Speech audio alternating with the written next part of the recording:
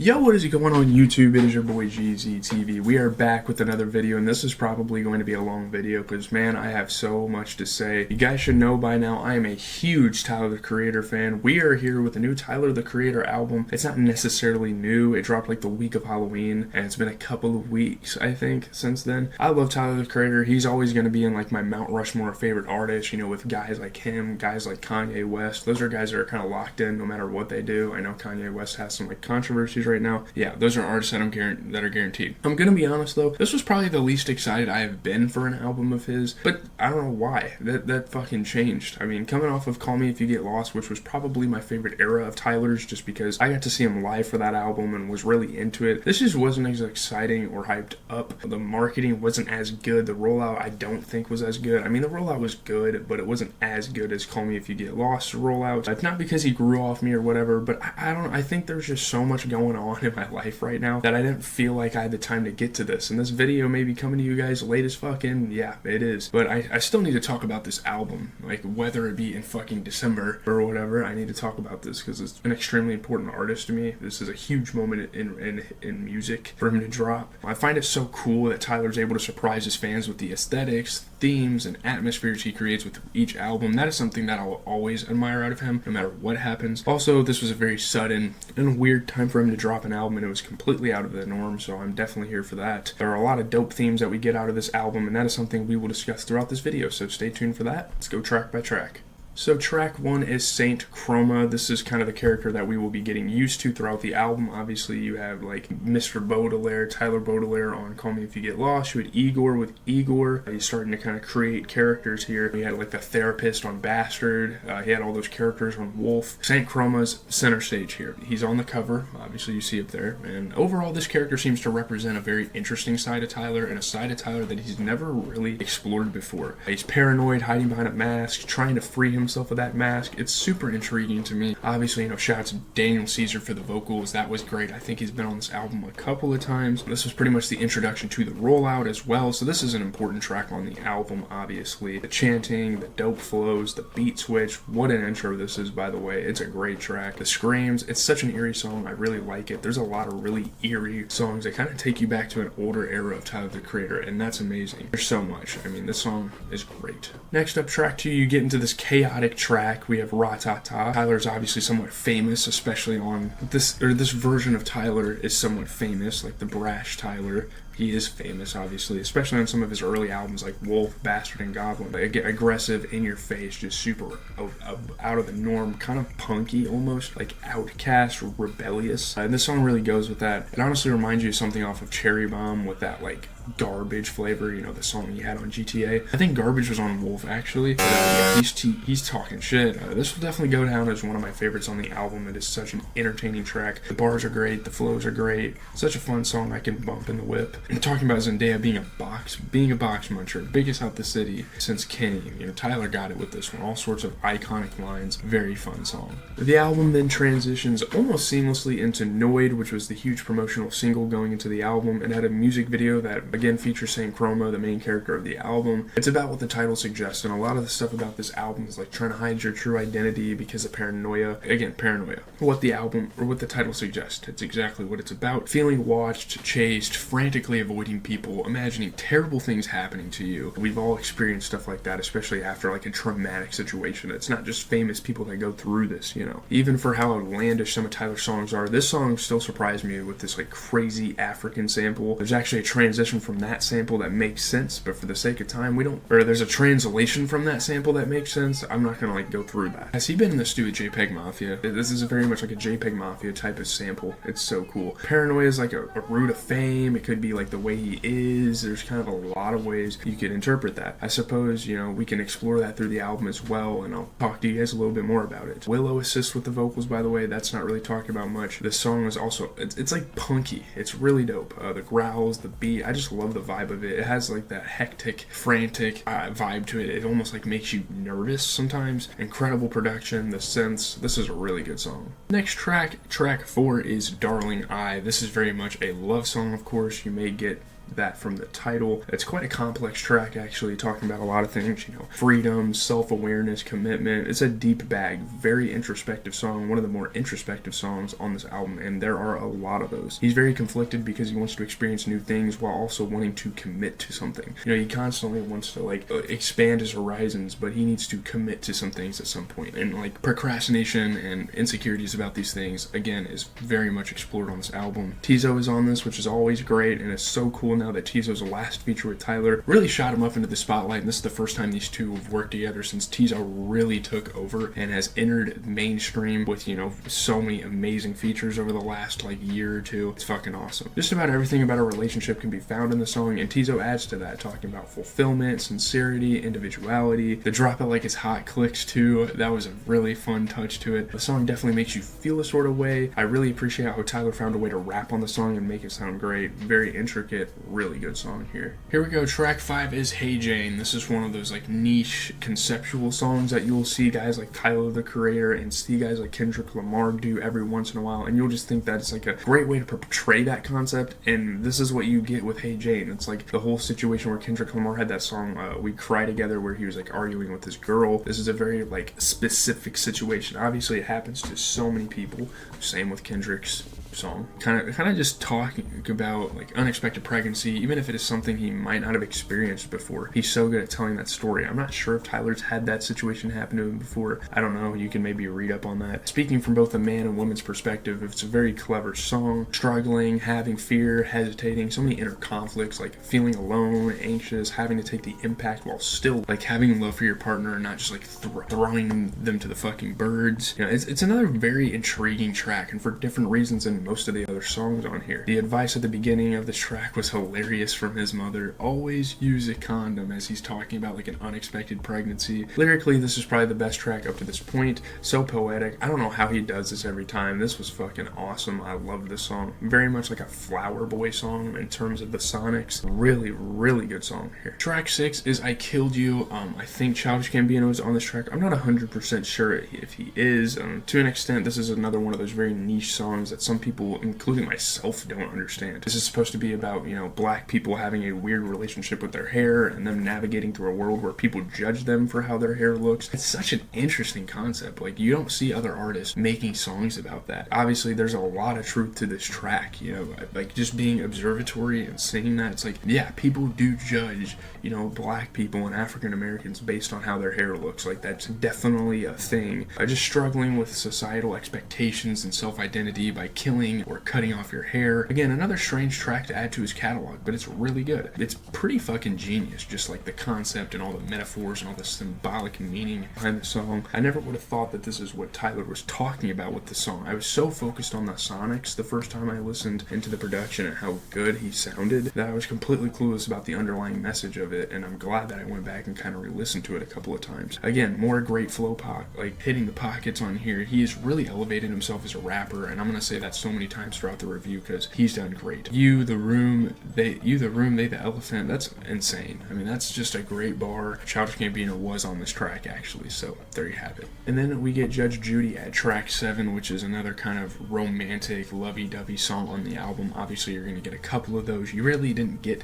that many of those earlier on in Tyler's Creator's career, but ever since albums like Flower Boy and E, where he's really stepped that up. He likes this girl he's pursuing, he's pursuing her, having some fun until she just ghosts him out of nowhere. She writes a letter to him. She has had cancer and passed away. Again, it's so unique, it's so specific, it's such a situational track, and that's a really good way of describing some of these songs. They're just situational. Again, strange song, has an ordinary message at first, the script just completely flips on its head, just reminiscing on the fun times they had together throughout this song. Some references to some of his older songs. There's obviously going to be a couple of callbacks. Most artists do that anyway. Another very interesting song on this record. Gambino's actually on this song as well. The song just takes an extremely dark turn. It's almost like a stand by Eminem. That's his stand. It's got that vibe. You're just not really ready for it. Really good song again. Track 8, we have Sticky, possibly the most hyped up track on the album, the Posse-Cut, the one that's going to get radio play, the one that probably everyone is going to be talking about. Sexy Red, Glorilla, and Lil Wayne with Tyler on the same song. This is crazy. I mean, over the last, couple of albums especially, Tyler has really experimented with some of the features he's had on his album. Like, he worked with Cardia on Earthquake, he worked with NBA Youngboy and 42 Doug. Like, that's insane. He worked with them on Call Me If You Get Lost, and yeah, he had, Glorilla and Sexy. I mean, we know that Lil Wayne's gonna work with Tyler, but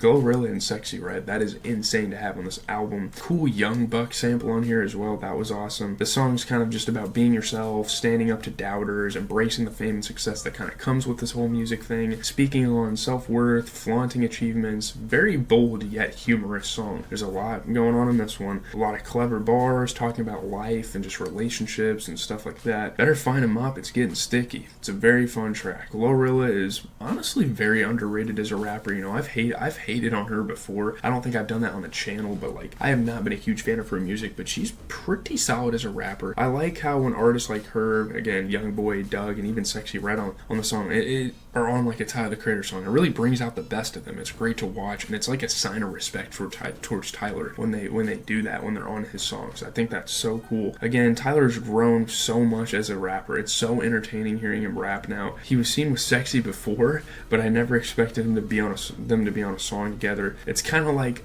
West Coast infused with Southern hip-hop. That's kind of what this track was going for sonically, so really fun one. I'm not gonna lie, at this point, I wouldn't say the album takes a dip, but I like the other songs better. Take Your Mask Off at track 9. This obviously plays on a theme we have been seeing throughout the album. This might as well be the fucking title track, talking about the mask. Wearing a mask to hide who you truly are, which is something that many, especially rappers, do nowadays. Gangster rappers not showing emotion because they want to hold up this image. He talks about a preacher hiding his true sexuality, and hell, even Tyler's hid his sexuality at some points, I'm sure. A single mom smiling through exhaustion. And eventually Tyler takes the time to personally reflect on his own issues. Again, this is a pretty niche, very in a pocket, certain space type of track here, and I really like that. Again, I really like those type of tracks, and this album is full of them. Again, the beat, his flows, it's such an entertaining record. He literally cooked himself on the song, talked shit about himself, all of his wrongdoings and stuff. It's such a cool reflection on yourself. It's great. I think this is another really good song on the album. Track 10 is Tomorrow. This kind of breaks the tradition of Tyler making a 2-part track on track 10 of all of his albums. We've gotten Sweet, I Thought You Wanted to Dance on that. What else have we had? Igor had Can We Be Friends? Or no. What was it called? Fuck. Thank You. It was Thank You, and another song. I cannot remember what it's called. But a lot of traditions are being portrayed by him anyways. This is even a weird time for him to drop an album. I think he dropped Call Me If You Get Lost in 2021. In 2023, he dropped The Estate Sale, which wasn't really an album. It was pretty much a deluxe to that. But the song was slightly teased going to the album, but I never heard the snippets. This is a very vocal song with a lot of inflections, very much like an Igor type of song. Very tender song. Tyler discusses starting a family and putting aside his career, that sort of thing. Even his mother tells him she wants a grandchild. This track deals with the idea of procrastination as well, hence the title Tomorrow. And of course, procrastination is a topic that we can all relate to. I'll just do it tomorrow type thing. Great sample as well. Insane vocal pockets throughout the song. Almost kind of like a rock vibe to his cadence at some points on the track. Got a Vince Staples style verse. That sounded just like Vince Staples too. That was so sick. Very much like a West Coast verse out of Tyler, towards the end of the song. Next track 11, is another song I've seen people talk about, obviously because the whole Playboy Cardi thing, him being on the vinyl version. I'm not going to listen to that version though, because I didn't order the vinyl. This is very much an anthem for Tyler, and it kind of just feeds into his mentality about things, mentioning culture vultures. I do believe I remember this one slightly from the rollout. There was the whole thing with Ian, I don't really care. That was honestly something I didn't like that Tyler did. I disagreed with it. And the song's still fire, and so is this album. We're just going to let it slide. I really wasn't a huge fan of Tyler calling out Ian and guys like Netspin for whatever reason. I just didn't really understand that. Schoolboy Q's on the song. He had a great feature, solid verse. Some of these voices Tyler's had throughout the album are so hilarious to me. It's great. He's really having fun in the studio making this record. Great bars, fun flows, another solid song from the album. And you get Like Him, which is one of the sweeter, softer, more soulful records from this album. I feel like it's sort of weird for his mom to talk about her son this way, but again, I'm gonna let it slide. I have to let it slide. slide. I'm gonna let it slide. Early baby. I guess he reminds her of his father. That's a strange sentiment. I can't really see that. It kind of has like a Kanye vibe to it. You know, when Kanye does something sentimental and has like a heartwarming song, it's kind of like what he would do. It's kind of a weird song that isn't really for me, but I appreciate what he's doing here. There's like a few Fugees. I can't remember how to say that. Lauryn Hill's fucking group. There's an inspiration there. It has elements of that psychedelic rock album that Yachty did, Let's Start Here. I don't know why I bring up that album so many times, but whatever. There's a lot of artists that make music like that nowadays. There's a fucking Baby Keem ad-lib on here, which I don't think anyone is going to talk about, but that's there. The song went in so many crazy directions, and I really appreciate it for that, but again, not sure how many times I would replay that track. I don't necessarily hate it. It's just not something that is going to be in rotation too much. Then we get to track 13, which is Balloon. This is a moment of reflection for Tyler on the album, speaking on success, wanting to do more due to his strong work ethic, these sort of things. He's a go-getter in this industry, and he's proven that time and time again. You know, he's really elevated as an artist. He's really improved his work. It's been very fun to see, especially as a fan of his music for such a long time. Very unique sentiments on this one, and of course TDE. I think Doechie's on TDE, their very own. It's great. Another interesting sample. The Uncle Luke sample, that's fucking awesome. He's real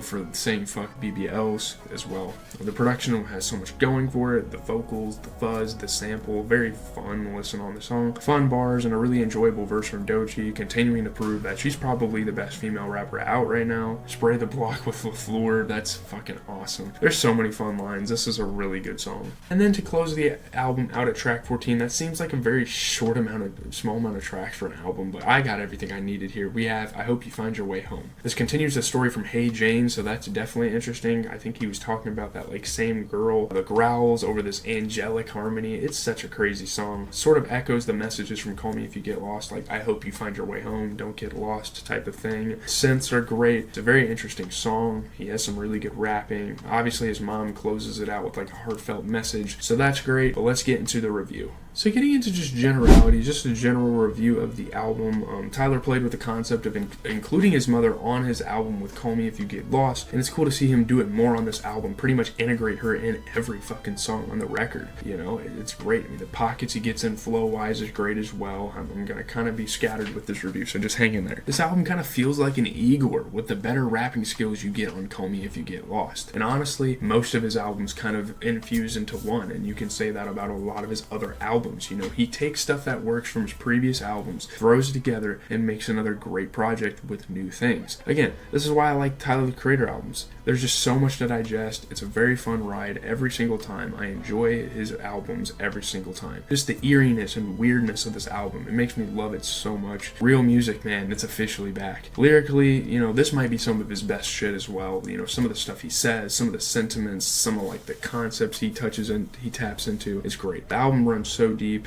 Like, no dick riding. These are just albums you never want to end. Like, there's so much interwoven into here. So many messages. And again, for 14 tracks, you get exactly what you need out of this. Throughout the album, there's been this really interesting kind of militarized theme to it, and I think that is cool. And that's something we've seen guys like JPEG Mafia do. Again, I know I'm saying a bunch of random shit to you guys, but these are just my thoughts. The album's almost like, and getting back to his mother, like, it's almost driven by his mother. That's such a beautiful thing to me. You know, we've seen Kanye get his mother involved in albums. It's great. It's so awesome to kind of keep the family close like that, and obviously his mother's really started to appreciate Tyler the Creator's music. I'm sure she didn't at first with like the brashness that was some of his older records, but it's cool to see them come together as a family and, you know, appreciate the work that Tyler puts into this music stuff. It's awesome. You know, all of her advice that appears on the album, really made from the heart. I don't know how Tyler does it. He makes something new every single time somehow. Not a lot of artists can do that, and they kind of fall into a creative trap. It's Tyler, the Creator's in the big three. I don't give a fuck. Like, an album that will most likely get better with every listen. This album, I believe, is also supposed to be on loop. That's a cool little touch. There's all sorts of things going for this. I think this is a really, really good project. Would I say it's album of the year? I mean, probably. I don't, like, in terms of just creativeness, in terms of just artistic vision, I don't see that many other albums getting better than this. Like, you know, Schoolboy Q had a really good, you know, conceptual album, but this just trumps a lot of other albums that came out this year. And again, Tyler the Creator does it again. Leave a like, comment, and subscribe. Let me know how you guys feel about the album in the comment section. I'm going to try to get this video out as soon as possible, but